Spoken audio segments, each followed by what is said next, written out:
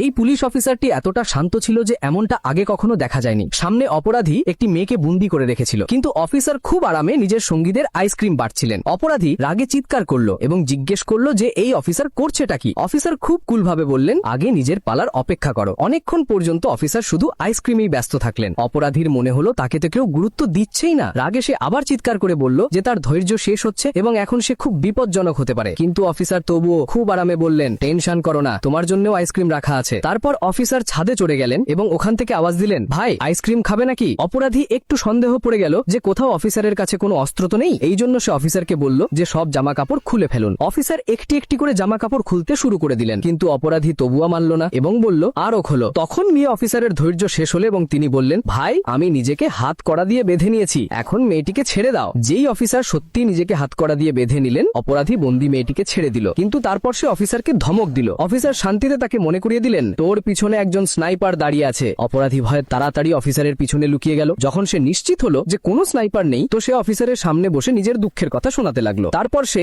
নাটক করতে করতে একটি রিমোট চাপার অভিনয় করলো, ভেবে যে এখন দুজনেই একসাথে মরবে। কিন্তু অফিসার তবুও একদম শান্ত থাকলেন। অপরাধী রাগে চিৎকার করলো, মাটিতে হাঁটু গেড়ে বসো এবং ক্ষমা চাও। যেই সে চিৎকার করা শেষ করলো, সেখানে উপস্থিত পুরো সোয়াট টিম সরে গেল এবং নিচে লাগানো সেফটি এয়ার কুশানো সরিয়ে দেওয়া হলো। অপরাধী পুরো শক্ট হয়ে গেল। সে জিজ্ঞেস করলো যে সব কেন চলে গেল? অফিসার বললেন, আমার পকেট থেকে মেডিকেল রিপোর্ট বের করে নাও। রিপোর্টে লেখা ছিল যে অফিসারের লাস্ট স্টেজের ক্যান্সার আছে। অপরাধী বলল, ভালো হলো যা তোর সাথে এইসব হচ্ছে। কিন্তু অফিসারের কোনো পড়লো না। তিনি বললেন, এমনিতেও তাড়াতাড়ি মরতে হতো, এখন ডিউটি করতে করতে মরবো তো সম্মান পাবো। তারপর অফিসার তার পাশে বসে গেলেন, যার ফলে অপরাধী ভয় পেয়ে গেল। অপরাধী বলল, আমি চাই না তুমি হিরো হয়ে মরো। কিন্তু অফিসার বললেন, ভাই তোর ধন্যবাদ, তুই আমাকে এই সুযোগ দিলি। অফিসার নিজেই সবাইকে সরে যেতে বলেছিলেন। তারপর সে উঠে রিমোট কন্ট্রোল নিতে চলল। অপরাধী ঘাবড়ে গেল। তার আন্দাজ ছিল না যে অফিসার সত্যি কিছু করতে পারে। সে তাড়াতাড়ি বলল, ভাই শান্ত হয়ে যাও, আবেগপ্রবণ হয়েও না, পরিবারের কথা ভাবো, ওষুধও আছে। কিন্তু অফিসার খুব খারাপ ভাবে বিরক্ত হয়ে গেলেন। তিনি বললেন, সময় নষ্ট করো না এবং বলো আমাকে ভালোবাসো নাকি? অপরাধী একদম হতবাক হয়ে গেল। তার রাগ এলো এবং বলল, পাগল হয়ে গিয়েছো নাকি? তারপর সে তাড়াতাড়ি রিমোট কন্ট্রোল ছুঁড়ে মারল এবং গিয়ে আত্মসমর্পণ করল।